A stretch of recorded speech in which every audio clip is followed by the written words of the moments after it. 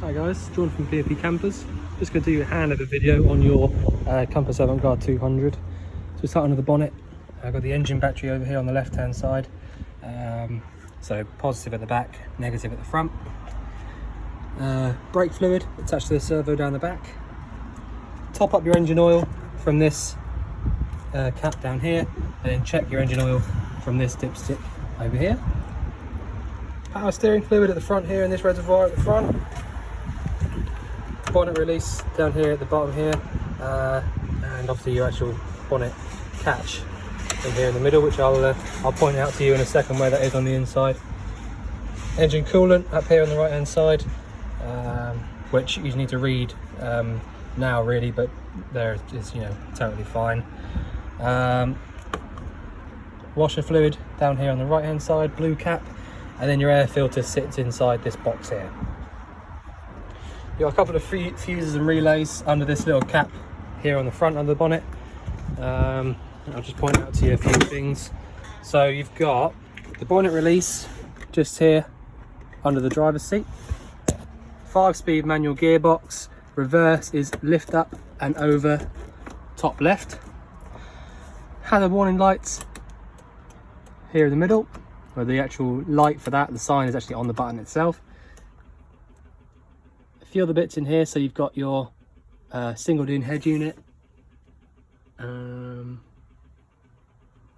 not much else really. Indicators are on the left hand side here at the front, and your lights on the back there, so don't get those two mixed up. Washers and wipers are on the right hand stalk. Windows are manual, so there's nothing to go wrong there. Handbrakes on the right hand side here as well, so just be careful when you're hopping out of here, because it does hurt if you catch yourself. So now if I just carry on and show you where you fill up your fuel, that's here. So you need to push on this left hand side, get that open, and then it's your ignition key goes in there to unlock that cap. The wastewater drain is down here underneath the van. So at the very back we've got your boiler vent, so if you had the boiler on gas, you'll be able to feel the hot air coming out from either side here. Your fridge vents, so I've got the fridge on gas at the moment, and I can feel lots of hot air coming out through this top vent here. So you can see that's where the actual exhaust comes out, and then both of these are just to get to the back of the fridge if you ever need to sort of, you know, do any sort of work to it, but you shouldn't ever have to do that. Show you around the other side now, so offside of the van. So you've got the toilet, so the cassette locker here. I'll open that up. So you've got a separate flush, so you need to put the key in there. I'll just do that and show you what it looks like. Key in there and open it up. That's where your flush fluid goes in, so that's your pre-mixed pink fluid with water. And then your actual toilet cassette itself, there's only really one thing I need to show you on here, and that's that yellow button at the back. We will clean this off, don't worry about it being sort of a bit messy looking. So when you're emptying this out from this front cap, then you need to hold that yellow button at the back down, and then once you've done that, 2 caps full of this this cap here of the blue fluid inside this cassette, and just give it a little swish around, and that'll help break everything down inside there. So that's your toilet. You've got a blocker here which is for your 240 volt, so your hookup and your leisure battery. So if I just show you that. Right, so on the left hand side you've got your actual hookup, and you've got a little cutout here in this locker, that one just down there, which means that you can actually have it plugged in, have the cable running down there, and close the locker up and lock it, all right, whilst it's all hooked up. So, you know, it's really, really useful to have that there so that you can actually leave the van totally locked up whilst it's hooked up and charging the battery constantly. Leisure battery is in there, so that's what powers everything on the inside of the van, 12 volt. So that's all of that. The gas locker, you've got a reasonably new looking regulator, in fact I'd say that's brand new really, and hose. So literally it's just a hose that goes down to there, to that little point, straight up to the regulator, regulator onto the bottle, and then the bottle, to turn it on anti-clockwise round to the left, and then turn these bottles off, obviously just the other way around clockwise. If you remember to turn it all the way on when you do turn it on, you won't be able to get confused as to which way is off, because you'll only be able to go one way. All right, and make sure you turn this off before you start driving. I'm going to leave it on for now just to show you a few bits working on the inside. So we'll go on the inside now. First of all, the absolute first thing I'm going to show you is this little switch down here. All right, this is the same on all of these compass and all that sort of stuff. These kind of vans, they've got this little switch down here, which is an isolated switch for everything 12 volt, right? So if I turn this off, all of the lights and all that kind of stuff would all turn itself off. All right, I'm going to leave it on for a minute because I've got things on at the moment. So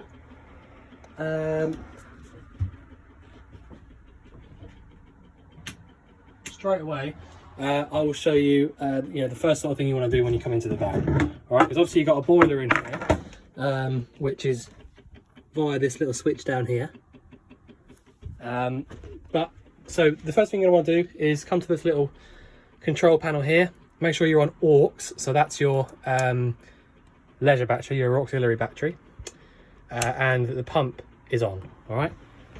Then you want to come to this sink over here, just pour the water through, and make sure you've got the pump on the right way around. Pour the water through, and then just make sure that you've got no, real air in the system, if you like. All right, just to make sure that your boiler is actually full of water. All right.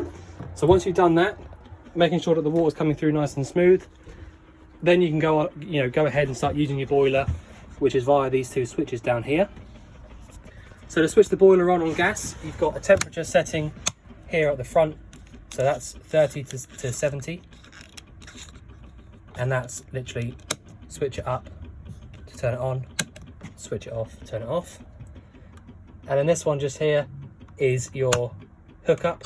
So that's how to use your boiler via the 240 volt hook, only working if you're hooked up. So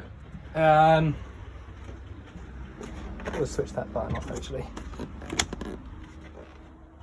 So once you've done that, so you can pour your water through, make sure you've got lots of water in your boiler and all around the system, and you can actually do that with the bathroom sink as well if you like. Just personal preference to do that. It is better if you do that because it's all working on the same system essentially. So yeah, it's best if you can do that. Right, next, the fridge. I've got it on gas at the moment, all right, and you can see that because, well, for a few reasons. This gas symbol is facing this little sign here. Also, you can see a blue flame inside that little cubby hole there. If you can see it, blue flame in there. And also, like I showed you outside, I can feel hot air coming out from the back, from that back vent. So really, the most sort of efficient, or the best way of knowing that it's definitely lit, is to look in that hole. And if you can't see that, then go outside and make sure you've got hot air coming out through the back of that vent on the right hand side. So if I just turn that off now, turn it over this way, the flame's gone out inside that cubby, and then the heat will have stopped on the back. All right, so for the gas, this fridge will probably take, with nothing in it, this is probably 3 hours to get really, really cold. All right, at least, because they do take a little while to get cold. If it's full of stuff, then I would personally say to leave it overnight. So the way that the idea of these fridges is to either get the fridge cold first via the gas or the green button, which is the electric hookup element, overnight before you go away, and then switch it over to the red switch for when your engine's running when you're driving. All right, so this red switch, there's two little symbols down there just in case you forget, but the red switch is for the leisure battery to power it, but that won't work, won't do anything until you start the engine up. All right, so the 12 volt won't get it cold on its own. It needs to be cold already, and the 12 volt basically just keeps the temperature rather than actually creating the cold temperature. All right, so cold first either via the gas or the electric hookup, and then switch over to the 12 volt for when you're driving. And then when you get to where you're going, everything will be freezing cold still. But yeah, That's it. That's all working as it should. It's all checked as part of the HAB check. So I've shown you the boiler bits down there. So control panel couldn't really be any easier, to be honest. You've got aux and vehicle. So vehicle is obviously the engine battery, so you can actually power things inside the van via the engine battery if you really need to, but it's not a very good idea to do that, to be honest. So leave it on aux. Water, that'll give you your water level, so we've got no water in it at the moment, and then the pump is basically just on and off for the actual water pump.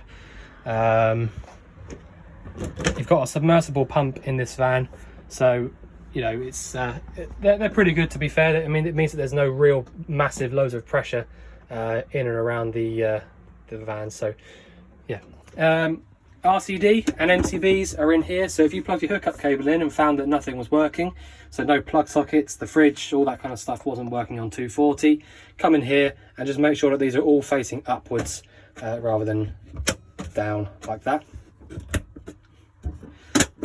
So that's in there.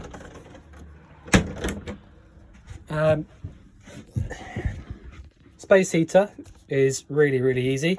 So I'll show you this with one hand. So you need to basically turn it around to sort of 2 or 3, and then with your two hands really push down on this one and use your piezo igniter to light it up. And you can see already there's a blue flame in there, the little sort of orange flickers. So now what you're going to do is lift up on this and turn it around to sort of 6 or 7. All right, so I'm going to do that, lift up and then turn around, and you see there the main flame kicks in, and that's up there on 7. All right, so you see straight away that main flame kicked in, and now after about sort of 5 or 6 minutes, this will be at its top temperature, really hot. One thing to point out with this, there's no sign on this one, but they normally do have the sign, so someone's taken it off at some point.